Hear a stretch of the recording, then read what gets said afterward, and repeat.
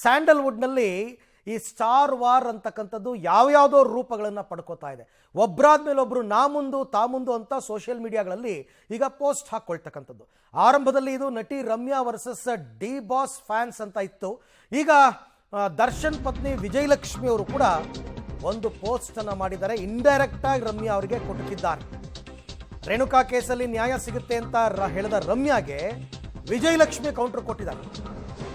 ಮೂರ್ಖರನ್ನ ಅವರ ಮಾತಿನಿಂದ ಗುರುತಿಸಬಹುದು, ಬುದ್ಧಿವಂತರನ್ನ ಮೌನದಿಂದ ಗುರುತಿಸಬಹುದು, ಅವರ ಮಾತಿನಿಂದ ಅವರ ಮೂರ್ಖತನ ತಿಳಿಯುತ್ತದೆ ಅಂತ ಪರೋಕ್ಷವಾಗಿ ನಟಿ ರಮ್ಯಾಗೆ ಇವರು ಮೂರ್ಖತನದವರು ಅನ್ನೋ ರೀತಿಯಲ್ಲಿ ಮಾತನಾಡ್ತಾ ಇದ್ದಾರೆ. ಅಂದರೆ ದರ್ಶನ್ ಮೌನವಾಗಿದ್ದಾರೆ, ಅವರು ಬುದ್ಧಿವಂತರು, ಬೇರೆಯವರು ಮಾತನಾಡ್ತಾ ಇದ್ದಾರಲ್ಲ ಅವರು ಮೂರ್ಖರು ಅನ್ನೋ ರೀತಿಯಲ್ಲಿ ವಿಜಯಲಕ್ಷ್ಮಿ ಅವರು ಒಂದು ಪೋಸ್ಟನ್ನು ಮಾಡಿಕೊಂಡಿರ್ತಕ್ಕಂಥದ್ದು. ಯಾಕೆಂದರೆ ರೀಸೆಂಟಾಗಿ ರಮ್ಯಾ ಅವರೊಂದು ಪೋಸ್ಟ್ ಹಾಕಿದರು, ರೇಣುಕಾಸ್ವಾಮಿ ಕುಟುಂಬಕ್ಕೆ ನ್ಯಾಯ ಸಿಗುತ್ತೆ ಅನ್ನೋ ರೀತಿಯಲ್ಲಿ. ಅಲ್ಲಿಂದ ಶುರುವಾಗಿದ್ದು.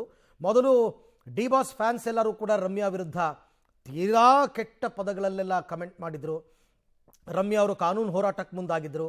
ಈಗ ವಿಜಯಲಕ್ಷ್ಮಿಯವರ ಸರದಿ. ವಿಜಯಲಕ್ಷ್ಮಿ ಅವರು ಹೇಳ್ತಾರೆ, ಮೂರ್ಖತನ ಅವರ ಮಾತಿನಿಂದ ಗೊತ್ತಾಗುತ್ತೆ, ಬುದ್ಧಿವಂತರ ಮೌನದಿಂದ ಗೊತ್ತಾಗುತ್ತೆ ಅನ್ನೋ ರೀತಿಯಲ್ಲಿ ಈಗ ವಿಜಯಲಕ್ಷ್ಮಿ ಅವರು ಒಂದು ಪೋಸ್ಟನ್ನು ಹಾಕ್ಕೊಂಡಿದ್ದಾರೆ. ಒಂಥರ ಈ ಗಲಾಟೆ ಅಂತಕ್ಕಂಥದ್ದು ಯಾಕೋ ನಿಲ್ಲೋ ಲಕ್ಷಣಗಳು ಕಂಡು ಬರ್ತಾ ಇಲ್ಲ.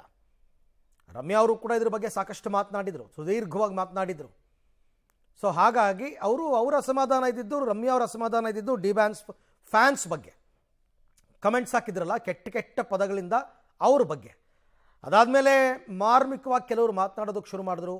ನಟಿ ರಕ್ಷಿತಾ ಪ್ರೇಮ್ ಅವರು ರಮ್ಯಾ ವಿರುದ್ಧ ಒಂದು ಇಂಡೈರೆಕ್ಟಾಗಿ ಮಾತನಾಡಿದ್ರು. ಈಗ ದರ್ಶನ್ ಪತ್ನಿಯ ಸರದಿ ವಿಜಯಲಕ್ಷ್ಮಿ ಅವರದ್ದು.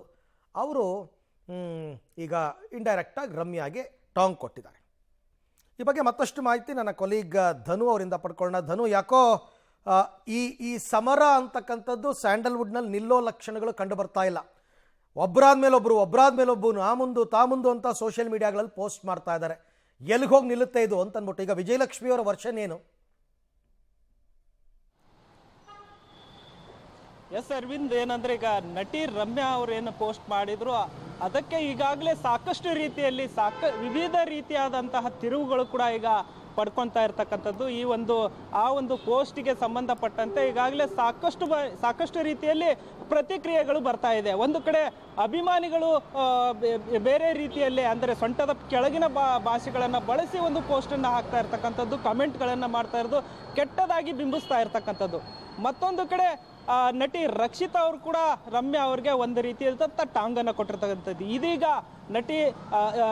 ನಟಿ ರಕ್ಷಿತಾ ಅವರು ಒಂದು ಟಾಂಗನ್ನು ಕೊಟ್ಟ ಬೆನ್ನಲ್ಲೇ ಈಗ ದರ್ಶನ್ ಅವರ ಪತ್ನಿ ವಿಜಯಲಕ್ಷ್ಮಿ ಅವರು ಕೂಡ ಈಗ ಒಂದು ಸಾಮಾಜಿಕ ಜಾಲತಾಣದಲ್ಲಿ ಒಂದು ಪೋಸ್ಟನ್ನು ಮಾಡಿರ್ತಕ್ಕಂಥದ್ದು. ಏನಂದರೆ ಮೂರ್ಖರನ್ನು ಅವರ ಮಾತಿನಿಂದ ಗುರುತಿಸ್ಬೋದು, ಒಂದು ಮೌನವಾಗಿ ಯಾರಿರ್ತಾರೆ ಅವ್ರನ್ನ ಜಾಣ್ರೆಂದು ಅಂತ ಹೇಳ್ಬೋದು. ಅಂದರೆ ಇದು ಈ ರೀತಿಯಾಗಿ ಪೋಸ್ಟ್ಗಳನ್ನು ಮಾಡೋದು ಅಥವಾ ವೈರಲ್ ಆಗ್ತೀವಿ ಅಥವಾ ವರ್ಚಸ್ಸಿಗೆ ಬರ್ತೀವಿ ಅನ್ನೋ ಒಂದು ರೀತಿಯಲ್ಲಿ ಅವ್ರೇನಾದರೂ ಮಾಡ್ತಾ ಇದ್ರೆ ಅದು ಅವರ ಮೂರ್ಖತನ.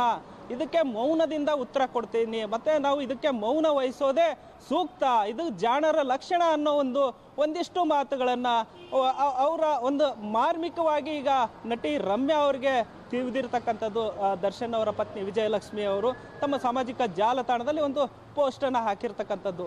ಬುದ್ಧನ ಒಂದು ಫೋಟೋವನ್ನು ಬಳಸ್ಕೊಂಡು ಅಂದರೆ ಸಾಮ್ಯತೆಯಿಂದ ಅಂದರೆ ಮೌನದಿಂದನೇ ಇದಕ್ಕೆ ಉತ್ತರ ಸಿಗುತ್ತೆ, ಕಾದು ನೋಡೋ ತಂತ್ರವನ್ನು ಅನುಸರಿಸಿರ್ತಕ್ಕಂಥದ್ದು. ಓಕೆ, ಥ್ಯಾಂಕ್ ಯು ಧನು. ತಮ್ಮೆಲ್ಲ ಮಾಹಿತಿಗೆ ಧನ್ಯವಾದ. ಒಗ್ಗಟ್ಟಿನಿಂದ ಇರಬೇಕಾದ ಸ್ಯಾಂಡಲ್ವುಡ್ನಲ್ಲಿ ಒಗ್ಗಟ್ಟು ಅಂತಕ್ಕಂಥದ್ದು ಮರೆಯಾಗ್ತಾ ಇದೆ.